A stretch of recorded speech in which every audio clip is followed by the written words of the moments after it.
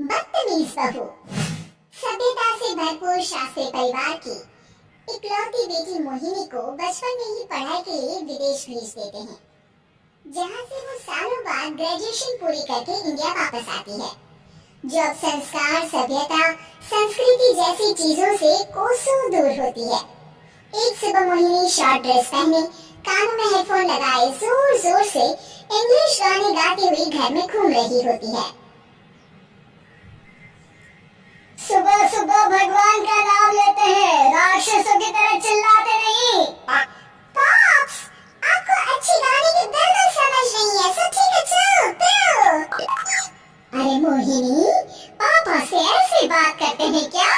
सारी तमीज भूल गई हो? ओह मॉम, प्लीज, इतनी बड़ी भी कोई बात नहीं हुई, सो डोंट ओवररिएक्ट। ऐसे ही दिन बीतते हैं, जिसमें मोहिनी के तौर तरीके, रहने और बात करने का ढंग उसकी मम्मी पापा को परेशान करने लगता है। भला कोई मानेगा कि ये मेरी बेटी है? रीति रिवाज और संस्कारों से तो इसका दूर दूर तक कोई नाता नहीं, और अब तो लगता भी नहीं कि कभी होगा। अरे ऐसे कैसे नहीं होगा? लड़कियां सारे नखरे अपने माँ बाप को ही दिखाती है। ससुराल जाकर उन्हें सब कुछ करना भी पड़ता है और मानना भी। पत्नी की बात शास्त्री जी समझ जाते हैं और कुछ ही दिनों में अपने से भी ज्यादा धार्मिक परिवार में निखिल के साथ मोहिनी का रिश्ता पक्का कर देते हैं। रिश्ता तो पक्का कर दिया, पर यहाँ मोहिनी को कैसे मनाएंगे? शादी ब्याह के मामले में आटे में नमक जितना झूठ तो चलता है जी। इसी तरह एक के बाद एक तिकड़म लगाते हुए दोनों मिलकर मोहिनी को शादी के लिए तैयार कर लेते हैं और मोहिनी निखिल की शादी हो जाती है, जिसके अगले दिन से ही मोहिनी दोबारा अपने पूरे अवतार में शॉर्ट ड्रेस पहनकर घर में घूमने लगती है। बहू को ऐसे देख सास की आंखें फटी की फटी रह जाती हैं। अरे ये क्या बेशर्मी है, हमारे घर की लड़कियां जींस तक नहीं पहनती और तुम बहू होकर इतने छोटे कपड़े पहनकर पूरे घर में घूम रही हो। सीरियसली मॉम, प्लीज आप अपनी 80 के दशक वाली सोच पे मुझे इंक्लूड मत करो। हाय तौबा, एक तो बेशर्मी दिखाती है, ऊपर से सास के साथ जुबान भी लड़ाती है। अरे जल्दी कपड़े बदल के ला, घर की पहली आरती तुम्हें ही करनी है। इतनी देर में निखिल भी वहाँ आ जाता है। माँ, पापा आने वाले हैं, पूजा का सारा सामान तैयार है ना? ये पूजा हमेशा मेरे बॉयफ्रेंड के पीछे पड़ी रहती थी और अब हस्बैंड के पीछे भी आ गई। मोहिनी की बातें सुन सास तो अपना सिर पकड़ लेती है, लेकिन निखिल किसी न किसी तरह उसे पूजा के लिए कन्विंस करके कपड़े चेंज करने के लिए भेज देता है, जिस पर पूजा खत्म होने के बाद वो एक बार फिर अपनी शॉर्ट ड्रेस में आ जाती है। बहू, ये क्या तरीका है? संस्कार नाम की कोई चीज है या नहीं? नहीं ससुर जी, संस्कार मेरा दूसरा बॉयफ्रेंड था, अब तो मेरा उससे कोई कॉन्टेक्ट नहीं है। मोहिनी का जवाब सुन के ससुर तो भगवान नाम जपके वहाँ से चले जाते हैं, लेकिन सास बहू के बीच कहासुनी फिर शुरू हो जाती है, जिसे इग्नोर करते हुए मोहिनी घर से बाहर चली जाती है और देर रात घर वापस आती है। मोहिनी, मैं जानता हूँ कि तुम विदेश में रही हो और तुम्हें वहीं की आदत है, पर यहाँ चीजें कुछ अलग है। अगर तुम उस हिसाब से कुछ एडजस्ट कर लो तो सबके लिए सही हो जाएगा।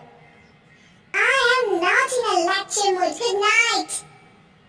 अगली सुबह मोहिनी देर से उठकर एक बार फिर उसी तरह सबके सामने आती है, जिस पर उसकी सास कुछ बोले उससे पहले ही मोहिनी की दोस्त मोनिका और रेचल वहाँ आ जाती हैं।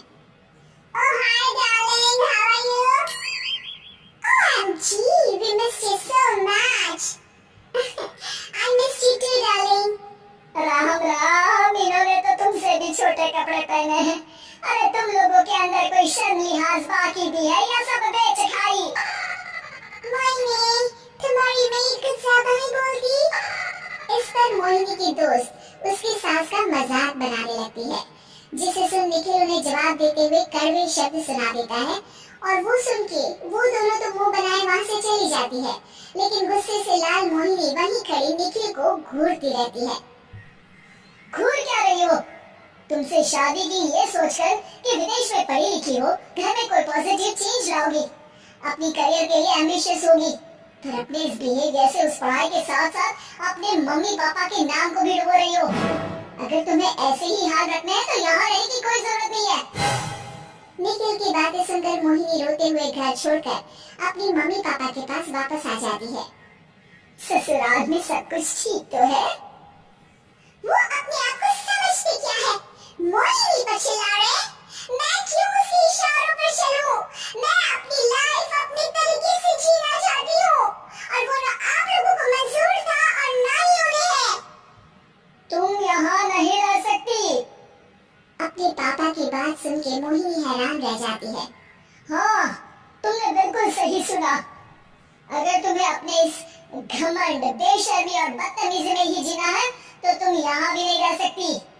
बेटी, मैं मानता हूँ हमारे यहाँ रीति रिवाज बहुत मायने रखते हैं और हमने उन्हीं के ओवरडोज से बचाने के लिए तुम्हें विदेश भेजा था।